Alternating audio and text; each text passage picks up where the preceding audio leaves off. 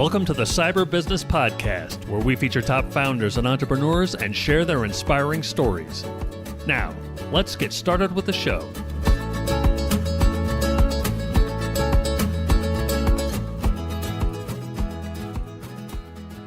Matthew Connor here, host of the Cyber Business Podcast, where we feature successful business leaders, top law firms, green energy companies, and more. Today, we're joined by the Vice President of Sales at United Scientific, John Gura. John, welcome to the show. All right, thanks for having me, Matt. All right, thanks for being on the show.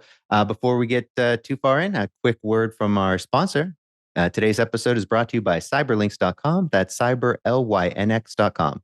Cyberlinks is a complete technology solution provider that ensures your business not only has the most reliable and professional IT service, but also has the right cybersecurity solutions to ensure your business stays productive and safe. Many businesses think they're too small to be a target for cyber criminals, and that's simply not the case. We've had so many companies come to us for help after they've been hit, and they were always surprised because they thought they were too small to be a target, or they thought they wouldn't be able to afford good cybersecurity solutions. So it's surprisingly affordable. If you think you're too small or you can't afford cybersecurity, check out our website, cyberlinks.com. That's cyberlynx.com. You'll be surprised just how affordable proper protection really is. And now back to our show. John, thanks for coming on. Yeah, again, thanks for having me. Of course, pleasure. So you're the vice president at United Scientific. Tell us about United Scientific. Sure. So United Scientific's got a pretty rich and unique history in the scientific industry. So the company's been in business since 1941. So I think that's 81 years. It initially started in India as a company that was supplying universities with physics equipment. And as the owner's son came over to the United States, he came over as an accountant to start an accounting business. And as he always says, which case when there's a family business, that means the family wants you to get into the family business. So his dad came out to visit him one time and talked him into cold calling a distributor in our industry, and they walked out of there with an order. And then United Scientific began in the 80s in the U.S. as sort of a side job to Raj Soni was our owner at the time. Started out as like a side project. We call it a living room business. You know, you had all the stock sitting in the garage and taping up boxes and sending them out and driving them to the UPS store. And we grew a pretty successful business in the science education market. And one of the items we noticed is the science education market was always sort of like a race to the bottom. It's who can supply this piece of equipment a half cent cheaper. And the downside to that is you were providing products to these students that were not the same type of products they were going to use when they got into labs and when they got into their professional lives or even university.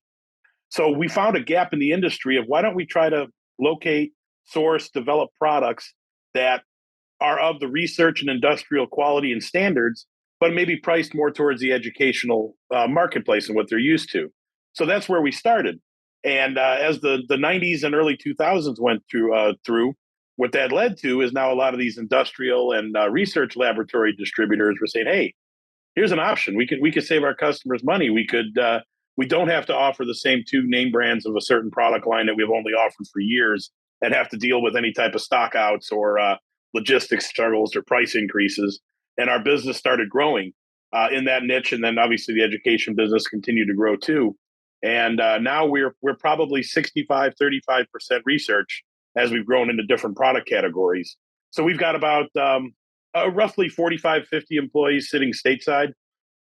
We have 11 sourcing offices overseas with about another 50 to 60 sitting in those offices working over there in various manufacturing or product sourcing roles. So one of our strengths has really become that distributor that comes to us. And I always say my favorite question to get from a customer is, "Hey, I wonder if you guys could find this." And that's kind of what we've been doing lately. And as the COVID world came upon us, that really put a lot of strain on supply chain. So that question started coming up more and more and more. And it grew into a really new product lines for us, which maybe we'll talk on later. We'll see how the conversation goes. But it really kept us agile and working into gathering new products. And probably to put a bow on it, the business model we have is that we sell only through distributors. So we're not a company we don't compete with our customers. We work and partner with our distribution partners in various industries and support them as they call on schools, laboratories, factories, QC, QA companies, things like that. So that's kind of, I would say that's the elevator pitch on United, but it's a pretty long elevator ride. So maybe like an Eiffel Tower elevator ride, elevator pitch. Oh, great. Well, that's interesting. So your clients are distributors. So when you're going to, to find new clients, I mean, our clients are, small businesses and medium-sized businesses, and we help them find, provide IT service and cybersecurity. So I understand how we go about finding those. How do you go about finding, distributors? Well, it's been an evolution over the years. Initially it was always, well, we have one customer. Even back further when my father-in-law was the vice president of sales, it was, let's look in the Thomas Register of the phone book and see who's a similar company. Then it kind of evolved into we got more use of the internet and can find similar companies. If we're selling a company that supplies, say, pharmaceutical labs, then we would, try to find out where, what other places supply these labs through web searches, things like that. And then through organizations such as ILDA and a few other ones out there where you can meet people. And now as we've grown to the level we are, it's really kind of split halfway. We have a lot of distributors coming to us, primarily because their customers will say, hey, I'm buying this product already manufactured by United Scientific. Can you get this for us? Or they'll see a hole in or a gap in their product line and say, hey, we only have one glassware supplier that we can purchase from. We'd like to find another one. So I would say it's probably, at this point, it's 60% distributors coming to us and more 40% of us searching and hunting and finding and meeting folks at trade shows and then meetings like ILDA. But it's when you're looking at a business such as yours, the potential client list is almost limitless. There's new businesses starting up all the time, and some of them range from one person working an hour a week to international conglomerates. And in the lab supply business, it's a much smaller picture, being that there's a lot involved with becoming a distributor to a laboratory. So there's just not as many. I mean, frankly, there's just not much room for a whole lot of them in there. So, I would say on a high end, it's capped somewhere around 500 or so, in various industries and whatnot. Well, and then I guess that's where ILDA comes in handy, in that you get to kind of build, meet and build relationships. Yeah, because that's kind of, obviously with sales, that's the biggest thing. Nobody's going to help, wants to do business with somebody that they don't like. So having that kind of association, right, to and an opportunity to meet and kind of build a relationship, that's a lot easier than cold calling somebody. Oh, 100%. And one of the things, my father-in-law, Helmut Fisher, was the person who started the sales agency that worked with United. And I remember one of the first things he told me is, you're never going to sell a product to anybody. The only thing you have to sell is you. And it's true, because you can, you could buy a beaker anywhere. You could buy a pipette anywhere, but you want to find someone, A, that you enjoy working with, and B, that'll follow through on what they say. And that's part of the reason, we've been ILDA members for 10 years. And previously, our company was a member of ILDA before that, when ILDA was very small with a different company. And that's really what it is. It's relationship building. Very rarely do I say I walk out of ILDA with a purchase order in hand, other than the odd case of, everybody's out of these, do you have them? And then that might be a scenario. But really, one of the misconceptions we see sometimes with new members coming is their belief is, well, if I join the organization, automatically every distributor will sell all my products that I have, and we always stop them there. And I'm on the board of directors for ILDA, and I'm also the chair of the membership committee. And the first thing I tell a prospective new member is, look, this is not the place for you to be if immediate gratification is your goal. You're here to build the relationships, and it may take you 2 years, 3 years, 4 years to build that relationship, but the fruit that bears is a 20-year relationship, a 30-year relationship. So it's definitely, like you say, building up relationships with people, not just with ILDA, but in this industry itself. And we always laugh when we go around the trade shows. Occasionally the jerseys change, but my coworker Jim always laughs that once you're in this industry, you're stuck in it, and he always says that's because nobody else will have us. But I think he's just being a little humorous there. But it's true. This industry, more than most that I've seen, really does a good job of kind of weeding out dishonesty. And they just don't last. They don't stay around because of the relationship nature. And it really, it fills itself with folks who are looking to drive business through relationship as opposed to drive business through SKU. Yeah, I mean, I noticed that with I've only been to one ILDA meeting so far, and I noticed that immediately. It was just I was shocked by how really friendly and welcoming everybody was, and how it really was this organization that was all about relationships, not just it wasn't just transactional for sure. It's 100% a relationship organization, which is fantastic. So that's in my experience with business. I think your father-in-law was right. You're never selling a product or service. You're selling yourself, and they're buying based off of that. Of course, the product and service has to then, Absolutely. has to be quality. But without that relationship, good luck. I mean, then you're just cold calling and playing numbers. It's a silly game, right? I mean, so yeah, I like my college days of selling long distance phone plans. that. It was fun interrupting people during their dinner, right? Try to. Well, Are you happy you with your learn a current lot of provider?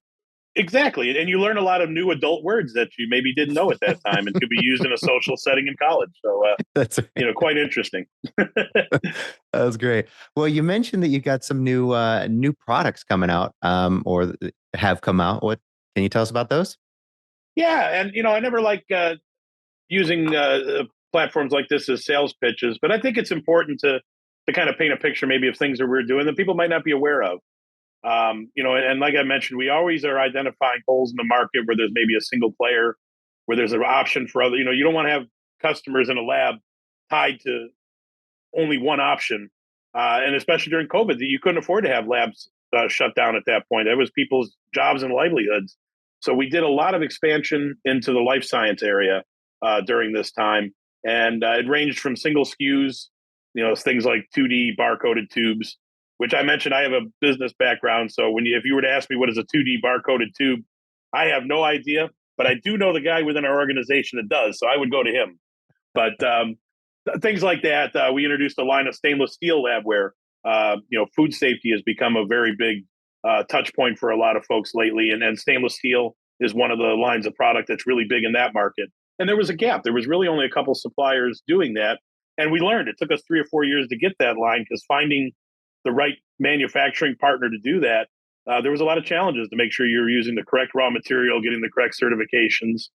And that kind of led to other things, trace metal-free centrifuge tubes, biohazard bags.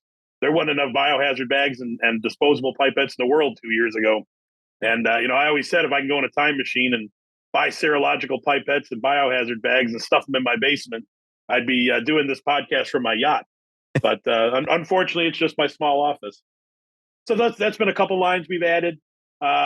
We just launched on Monday, actually, a line of printed wash bottles.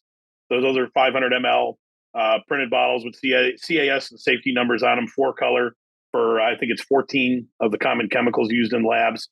We think that's going to be a real home run for us. And to those of you coming to ILDA, you'll get to see them at the ILDA meeting. And as a preview, you get to see them at PitCon next week. Nice. So that's kind of the directions we're going. And then always adding some other one-off, filling out lines. We want to make sure we have a full range of each of the type of products we offer. And then for our other divisions, we got some physics PhDs on staff that are developing some really cool physics teaching apparatus to be used in grade school, high school, and university. So that's kind of the direction we're going. And I would say we're probably going to have more life science and wet chemistry products as the focus for the next 6 months or so. But we're always open to suggestions from our customers too. That's great. I mean, it's kind of wild that you guys do, you do educational products, you do the laboratory, products.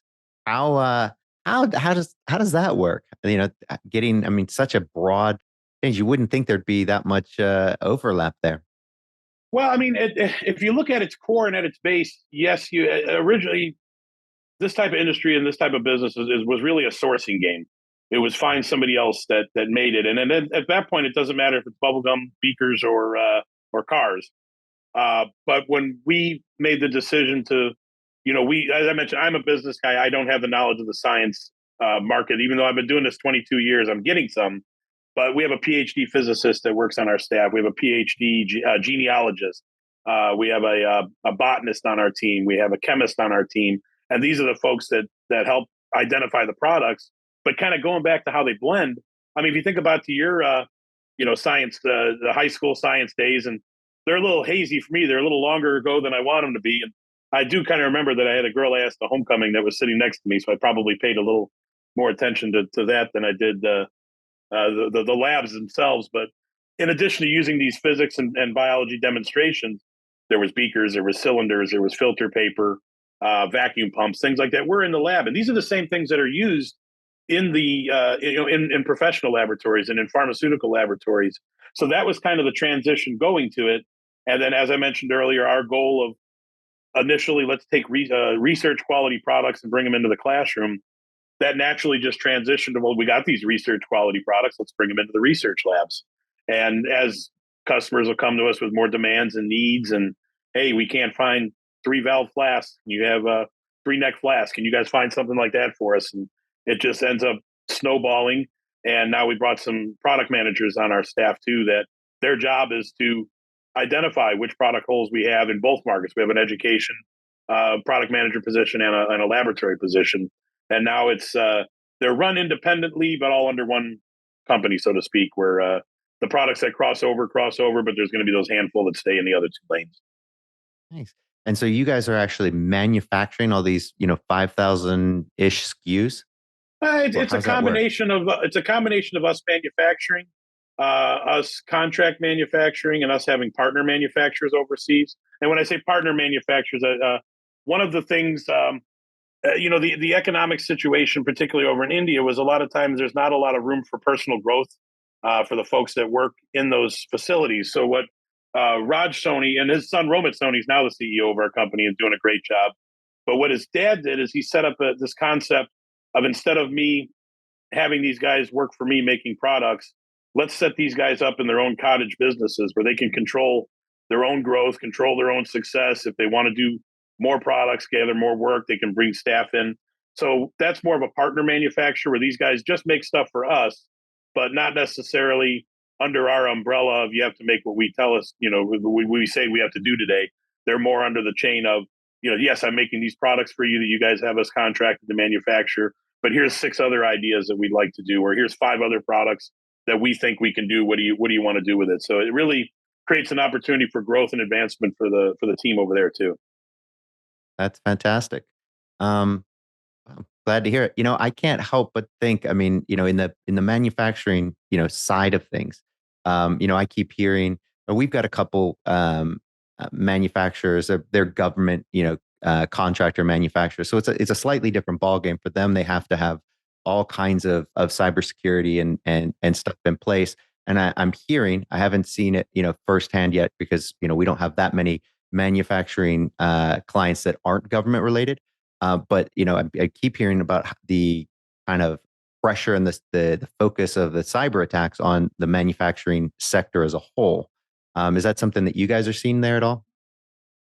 We haven't seen that much of it on the manufacturing sector. And a lot of that has to do with it's very labor intensive for the type of, we don't have a whole lot of extremely technical products. They're more vacuum formed or molded products or glassware that's, through glass blowers or through molds. So not a lot of that is subject to cyber. We do see it sometimes with our customers for their financials being attacked cyber wise. And, we had a ransomware issue with us ourselves. So not as much on the manufacturing side, but on the operation side, that's where we see that as an issue that we need to be aware of.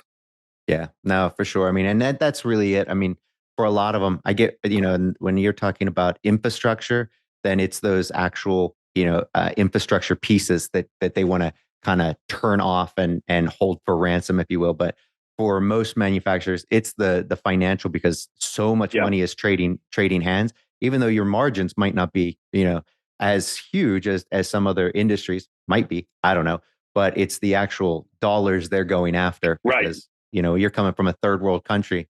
The Americans, they've got all the money. And so even a small business is a gold mine for these, third world hackers. So, well, the margins are really high when you're just stealing the money. You don't have to worry about acquisition cost.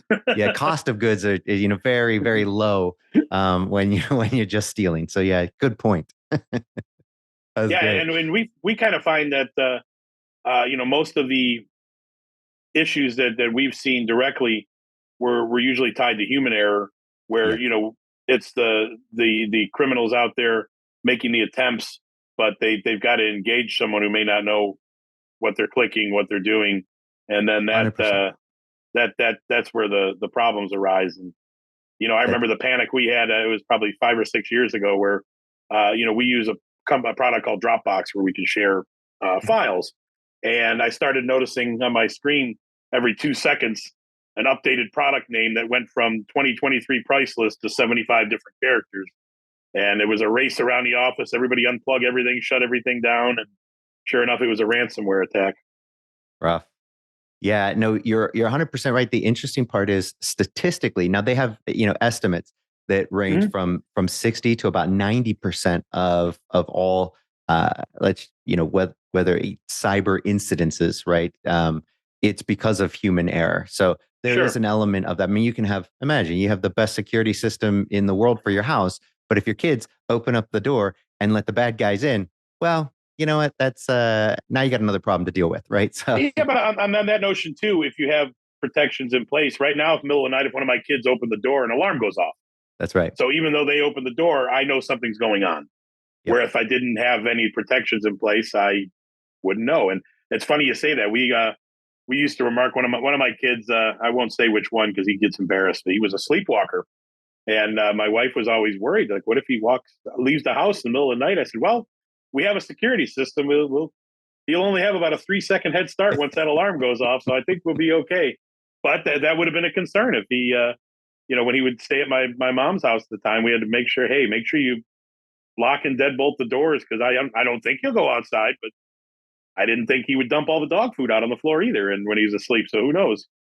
Yeah, no, that's a great point. It's funny because so we do this interesting thing where we've got this what we call your stay in the lane technology that keeps a user from being able to click on something stupid or even if it's something legitimate looking.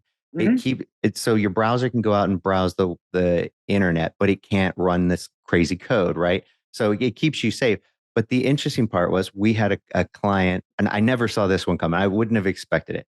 But it's kind of relates here. So we had this client who they're completely locked down, felt really good about the whole their situation. He takes his phone into now we use multi-factor authentication on everything. Make sure their phones are using Face ID or fingerprint. So and everything is done properly. Their email and everything, multi-factor authentication, everything locked down nice and tight. I'm feeling good, right? I sleep well at night. I know all their stuff is backed up, feeling great. He takes his phone into his phone company to have it serviced. There was some problem with it. He hands it over to the clerk, tells them the password, right, to his code to get on.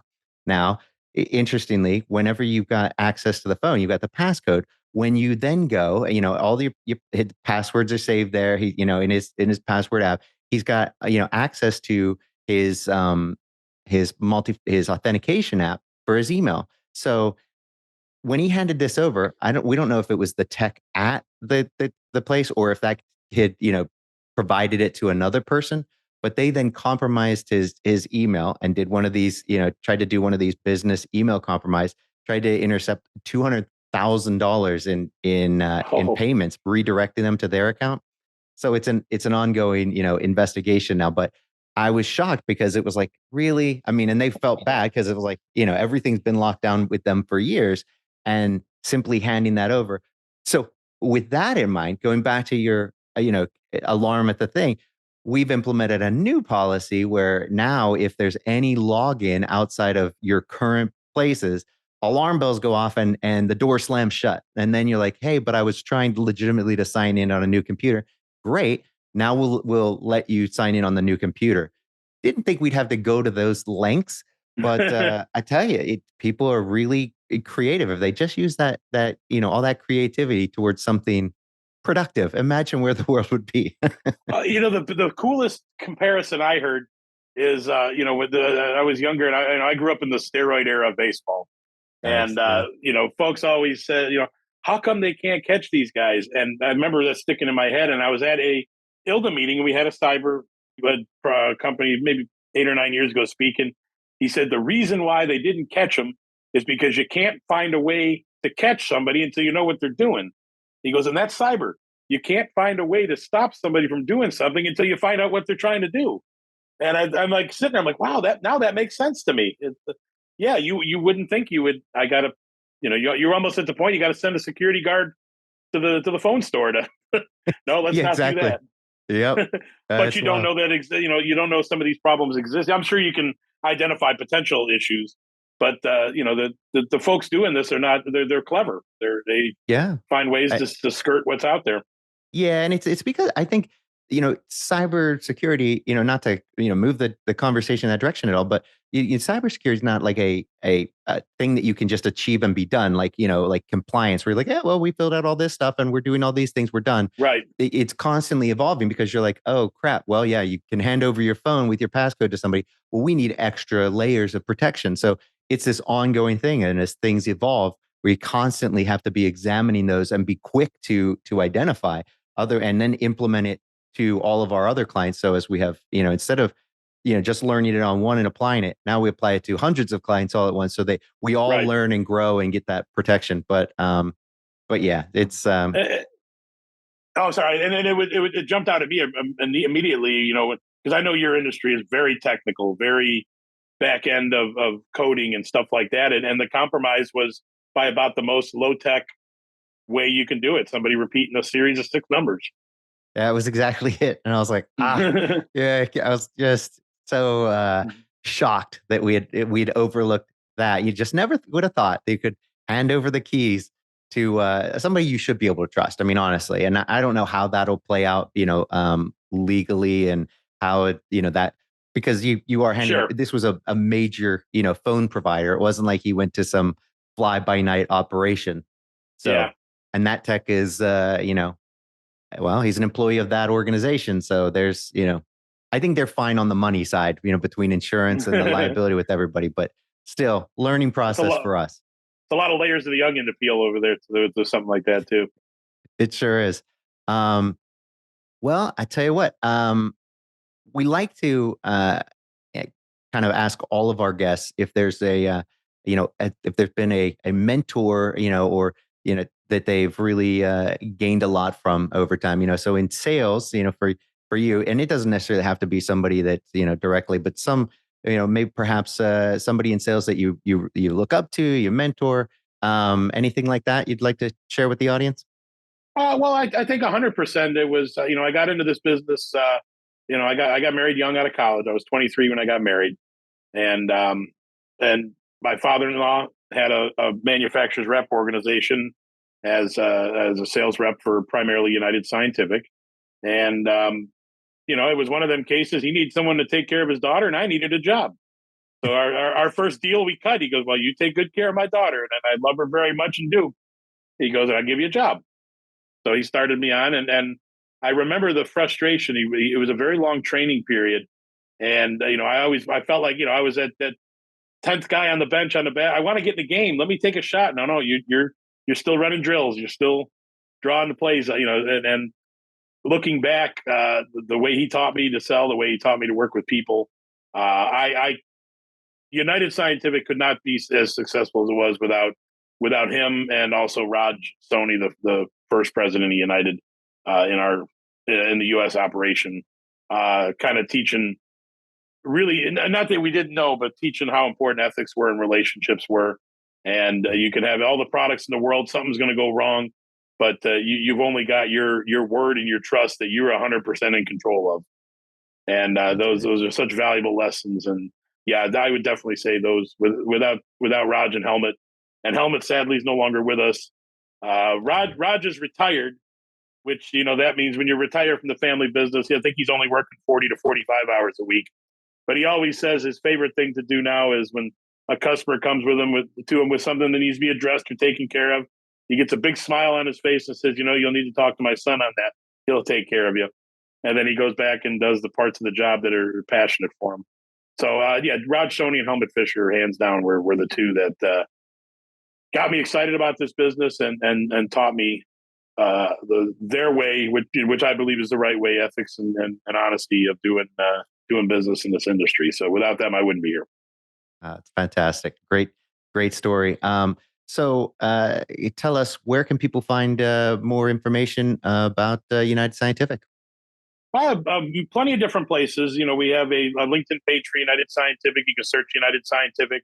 Our website is www.unitedsci.com. There's a link there if you're interested in being a distributor of our product. You can click onto that, and that'll come to me, so we can reach out and have a conversation.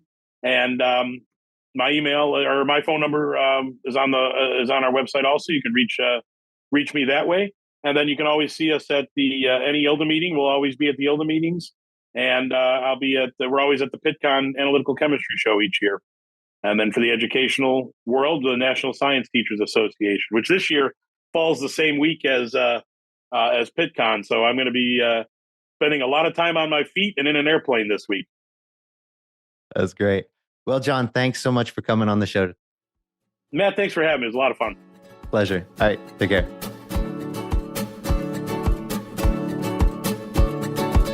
Thanks for listening to the Cyber Business Podcast. We'll see you again next time, and be sure to click subscribe to get future episodes.